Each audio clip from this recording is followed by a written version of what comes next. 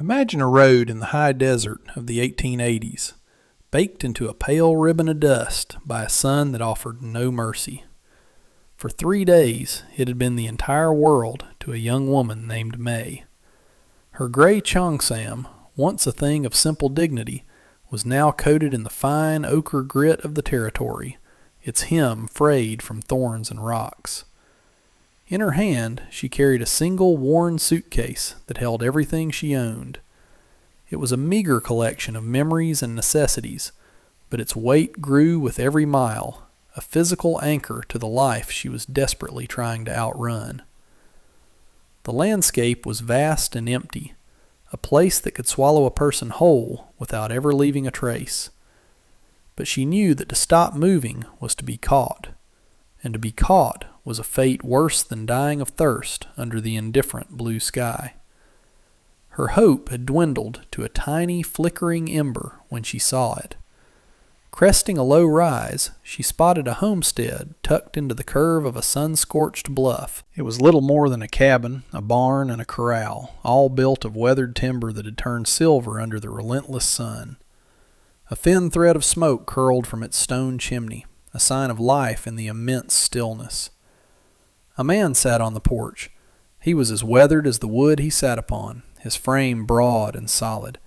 He didn't seem to notice her at first, his attention focused on the task at hand, methodically cleaning a long rifle across his lap. The quiet, efficient movements of his hands spoke of a deep familiarity with the weapon. Every step May took towards him felt like a gamble, her heart a frantic drum against her ribs. He was a stranger, and out here, strangers were often more dangerous than the coiled snakes in the sagebrush. However, her options had been reduced to zero. She could die on the road or face the man on the porch. The choice was no choice at all. She stopped at the foot of the porch steps, the worn wood groaning under the weight of her exhaustion. The man's hands stilled. He lifted his head slowly, and his eyes, the color of a winter sky, settled on her. They were not unkind, but they held no welcome either.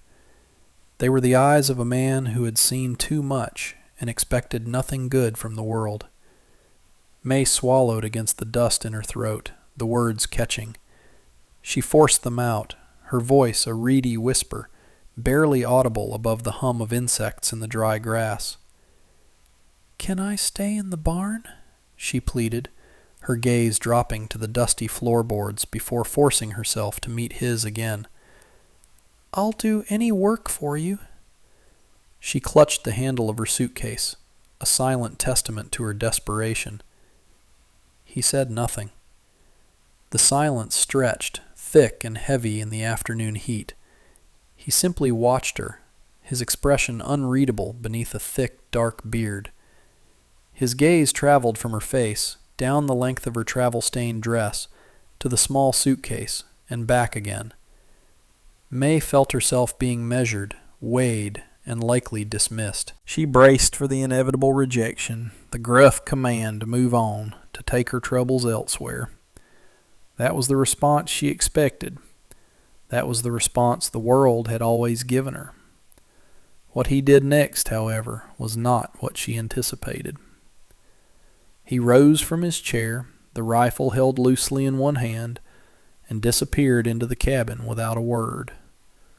May's heart sank. This was it. He was getting his gun to run her off properly. But then he reappeared in the dark doorway, holding not a weapon, but a tin dipper brimming with water.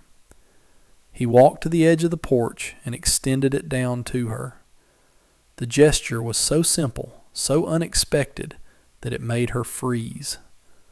It was a drop of mercy in a desert of cruelty, and she didn't know how to react.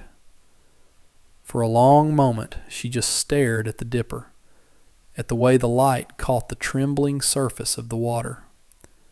It was the most precious thing she had seen in weeks. His hand was steady, his calloused fingers wrapped around the handle. Finally, her own hand, shaking slightly, reached out and took it. She drank, the water cool and clean, washing away the dust and some of the fear that had caked her throat. When she finished, she handed it back, murmuring a thank you in a language he likely didn't understand, but the gratitude was universal. He took the dipper and set it aside. His gaze fell to her wrists, where the sleeves of her cheongsam had ridden up just enough to reveal the chafed, raw skin beneath. Ugly red marks, not yet faded to scars. He didn't comment on them, but a flicker of something passed through his eyes, a shadow of understanding that went deeper than pity. He finally spoke, his voice a low rumble, like rocks shifting deep underground. "Barn's got rattlers. You can take the cot in the tack room."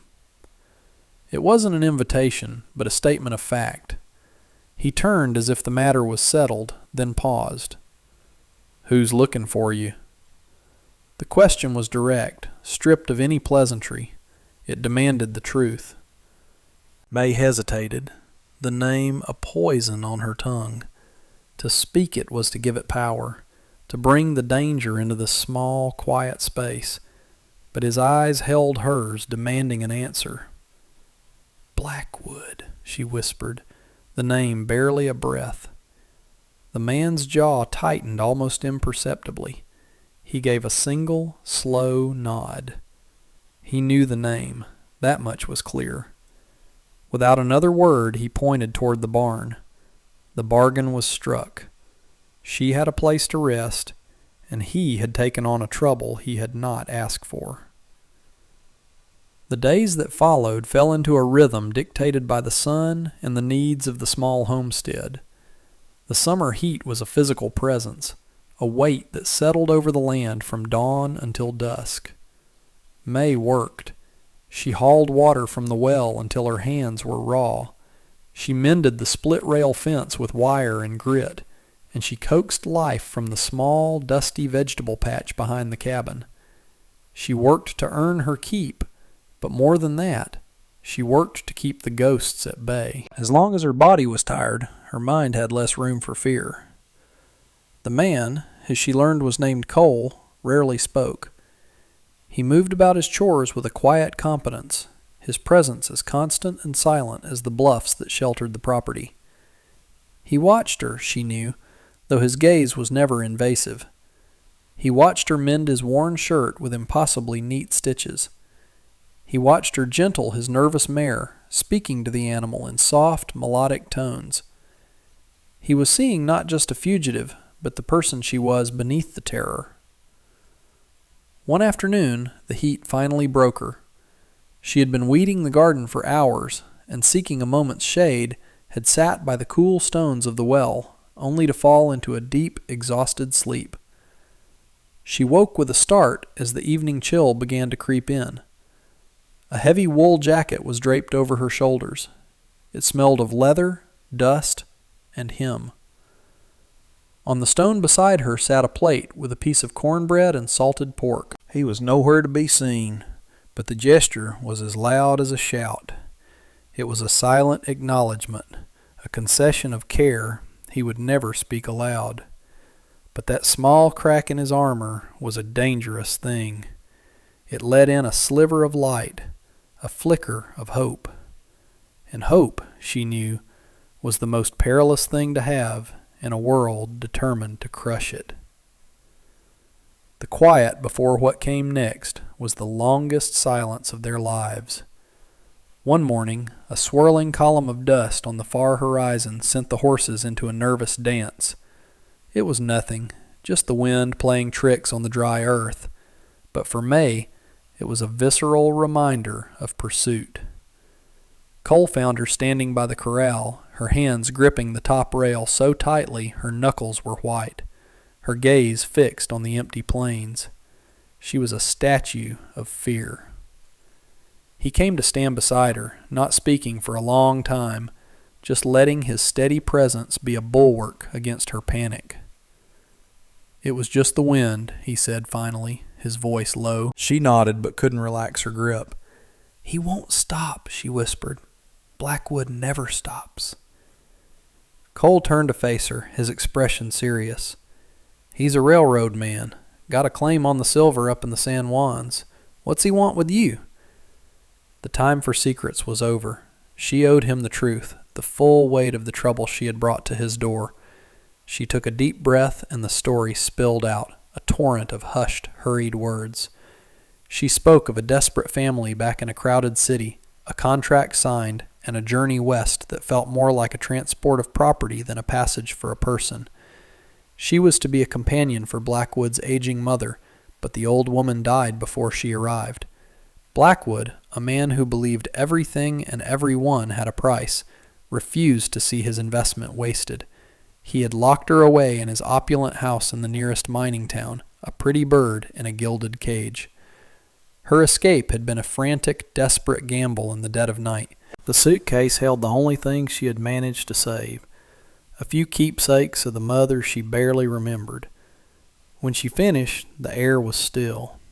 Cole's face was grim, his eyes like chips of flint. He now understood he wasn't just hiding a runaway. He was sheltering a woman who was considered the stolen property of a powerful, ruthless man. A week later, the sky turned a bruised purple and the air grew thick and heavy. A summer squall was coming. The first fat drops of rain hit the dust, releasing the earthy smell of petrichor. Cole called to her from the cabin door, and they worked together to secure the homestead, shuttering windows and leading the nervous mare into the barn.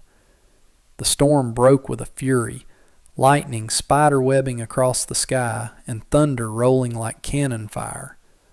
They were trapped inside the small cabin, the world reduced to the warm circle of lantern light and the drumming of rain on the roof.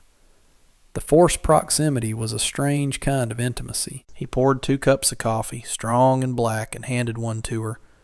She cradled the warm tin cup in her hands, the heat a welcome comfort. The silence between them was different now, not empty, but filled with unspoken understanding. He sat at the small table, cleaning his Colt peacemaker, the familiar ritual a source of calm in the storm's chaos. The lamplight glinted on the oiled steel. "The stitching on your dress," he said suddenly, his voice quiet. "It's fine work." May looked down at the gray fabric. "My mother taught me. She said a steady hand and a strong thread could fix almost anything." A ghost of a smile touched her lips. "I think she was talking about more than just cloth." Cole nodded, working a patch through the pistol's barrel. "My sister used to say something like that." The mention of his sister hung in the air. It was the first piece of his own past he had ever offered.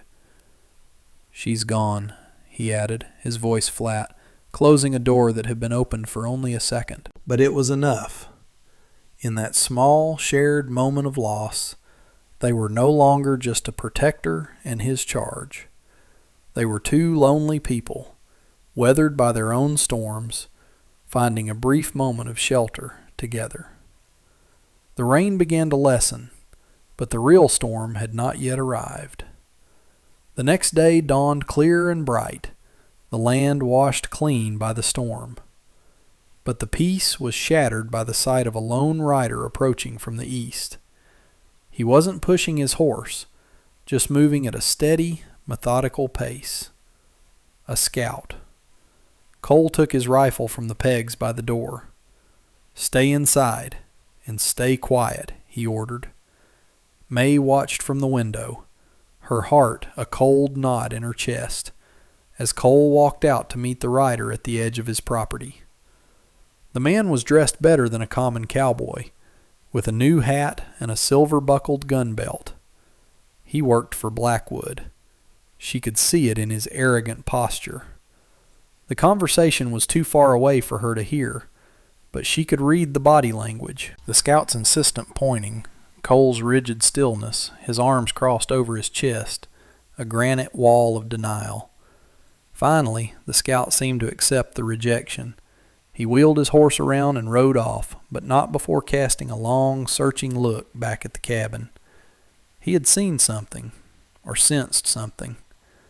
Cole came back inside, his face set like stone. "He saw the laundry line yesterday," he said, his voice tight with frustration. "Saw your dress." It was a small mistake, a moment of domestic normalcy that had betrayed them. "They'll be back," he stated. "Not one man, more." The threat was no longer a distant shadow. It was a certainty, riding toward them with the setting sun. They spent the rest of the day in a grim, silent flurry of activity. Cole didn't teach her to shoot, but he showed her how to reinforce the cabin door with the heavy wood plank table. They brought sacks of grain and barrels of water inside, turning the small home into a makeshift fortress. As dusk fell, painting the sky in fiery strokes of orange and red, they stood together, watching the horizon. The fight was coming. There would be no more running. They came at dawn, 3 of them, materializing out of the morning mist like wraiths. They rode with a deadly purpose, spreading out as they approached the cabin to create a triangle of attack. Cole was ready. He stood just inside the door, his Winchester rifle cool and solid in his hands. The first shot was his, a deafening crack that sent the lead rider tumbling from his saddle. The other 2 scattered, diving for the cover of the corral in a rocky outcrop. Gunfire erupted, splintering the wood of the cabin walls. Bullets whined through the air. May, her fear a cold fire in her veins, did not cower. She moved to the back of the cabin, jamming a heavy iron stove poker into the latch of the rear door to secure it. Cole fired again and again, the rhythm of the lever action a steady beat in the chaos. "Cartridges," he grunted, never taking his eyes off the men outside. She was there, pressing a fresh box of ammunition into his outstretched hand without him having to look. She was a part of the fight, his anchor inside the storm. A bullet tore through the wall near the window, showering them with splinters. Cole flinched, a sharp hiss of pain escaping his lips. He stumbled back, his left arm suddenly slick with blood. "I'm hit," he growled, more angry than hurt. He leaned against the wall, trying to bring the heavy rifle back up with one arm. The men outside, sensing a shift, began to advance. In that moment, May saw not a gunman, but a man who was wounded and vulnerable, a man who was fighting for her. The sight ignited a fierce, protective fury she never knew she possessed. She would not let him fall. With the men outside pressing their advantage, May acted. She grabbed the heavy cast-iron skillet from the hearth, its weight familiar in her hands. While Cole laid down covering fire, his face pale and beaded with sweat, she moved to the window. Peeking through the shattered pane, she saw one of the men trying to circle around toward the barn. Waiting for the precise moment after Cole fired, she hurled the skillet with all her might. It spun through the air, a dark discus, and caught the man squarely on the side of the head with a sickening thud. He dropped like a sack of stones, his rifle clattering on the ground. The second man, the scout from the day before, saw his partner fall. Panic flared in his eyes. He fired one last wild shot toward the cabin before scrambling for his horse. This was his last mistake. Cole, gritting his teeth against the pain in his arm, raised the Winchester one-handed, rested it on the windowsill, and took careful aim. The rifle bucked against his shoulder. The scout cried out, clutching his leg, and hauled himself into the saddle, kicking his terrified horse into a desperate gallop. He fled, a wounded animal seeking escape. They listened as the sound of hoofbeats faded, the sudden silence of the morning punctuated only by Cole's ragged breathing. In his panic, the fleeing man pushed his horse too hard, too fast, his eyes blinded by fear in the rising sun. They heard a high, terrified scream from the horse, followed by a man's cry, cut brutally short. Then, nothing. The dry gorge, a treacherous, hidden scar in the earth a quarter-mile east, had claimed him.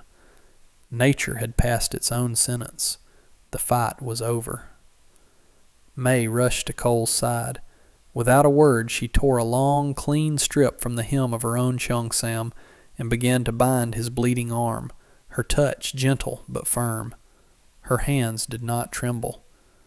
He watched her, his expression a mixture of pain, exhaustion, and something else entirely.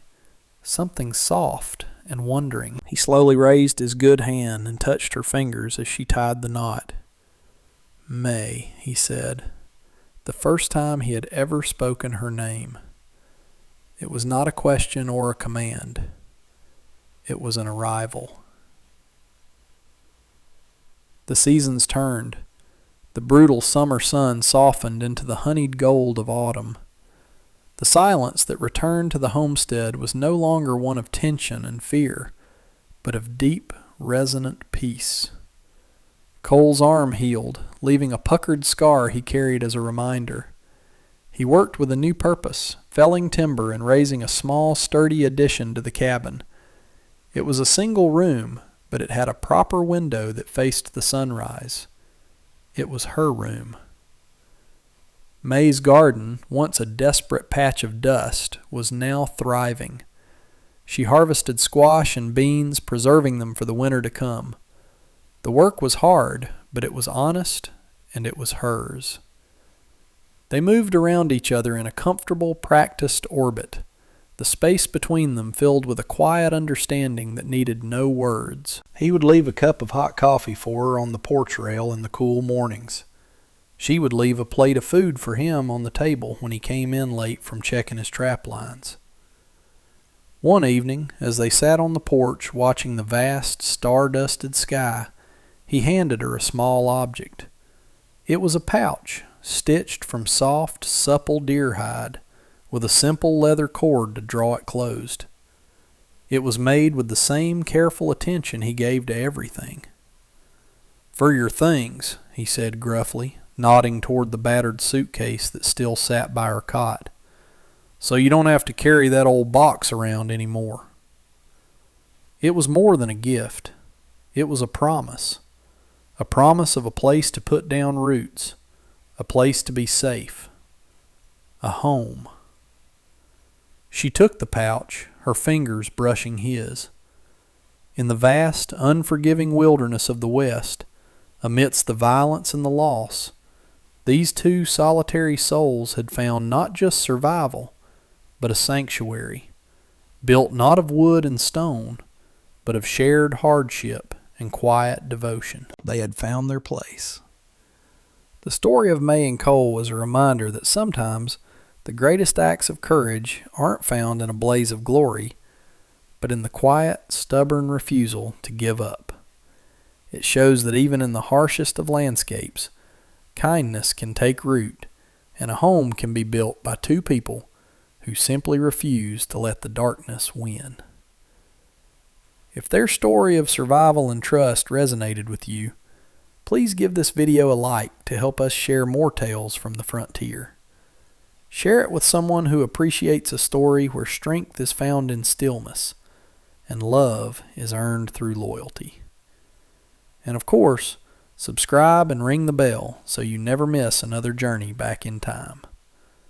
We'd love to hear your thoughts in the comments. What, to you, was the single moment that truly sealed their bond? Was it the shared water, the jacket in the garden, or the fight they survived together? Let us know below.